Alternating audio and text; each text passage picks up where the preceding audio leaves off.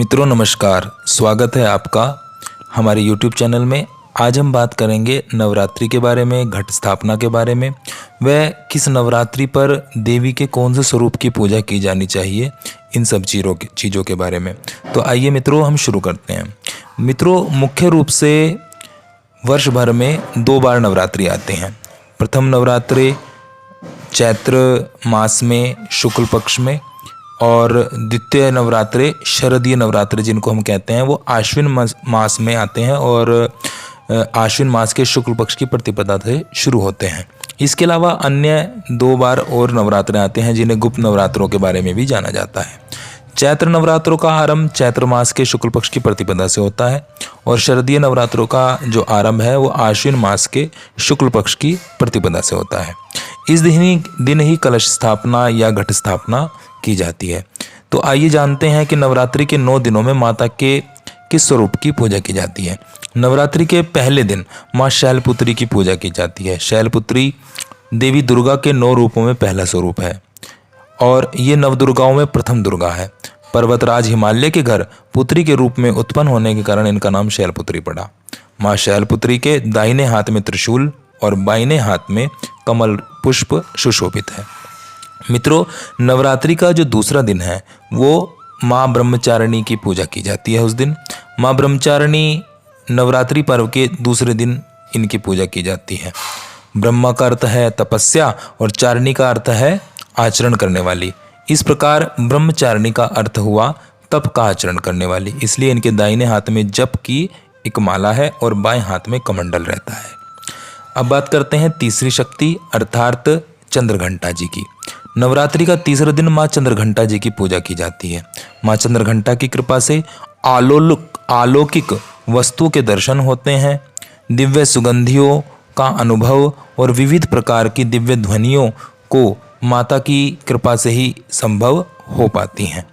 अब बात करते हैं मित्रों नवरात्रि के चौथे दिन अर्थात माँ कृष्णमांडा देवी के बारे में।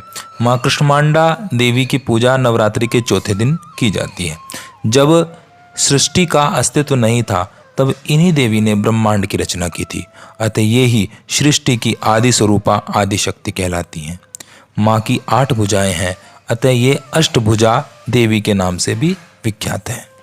नवरात्रि का 5वां दिन स्कंद माता की उपासना का दिन होता है। स्कंद माता की 4 भुजाएं हैं। ये कमल के आसन पर विराजमान रहती हैं, इसी कारण इन्हें पद्मासना देवी भी कहा जाता है। इन्हें मोक्ष प्रदान करने वाली देवी के रूप में भी जाना जाता है। नवरात्रि के 6ठे दिन की बात करें तो नवरात्रि के 6ठे दिन माँ कात्यायनी देवी की पूजा की जाती है। कात्यायनी 9 रूपों में 6वां रूप है। ये परमेश्वर की नारसैंगिक क्रोध से उत्पन्न हुई थी और देवी के इसी स्वरूप ने महिषासुर का वध भी किया था। नवरात्रि के उत्सव के षष्ठी को इनकी पूजा की जाती है। माँ दुर्गा की 7वीं शक्ति की अगर हम बात करें तो उनका नाम है कालरात्रि। कालरात्रि के नाम से ये जानी जाती हैं। नवरात्रि के 7वें दिन माँ कालरात्रि की उपासना का विधान है।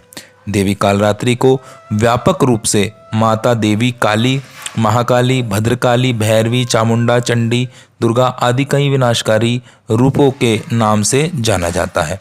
रोदरी और घुमोनरमा देवी कालरात्रि के अन्य प्रसिद्ध नामों में से एक है।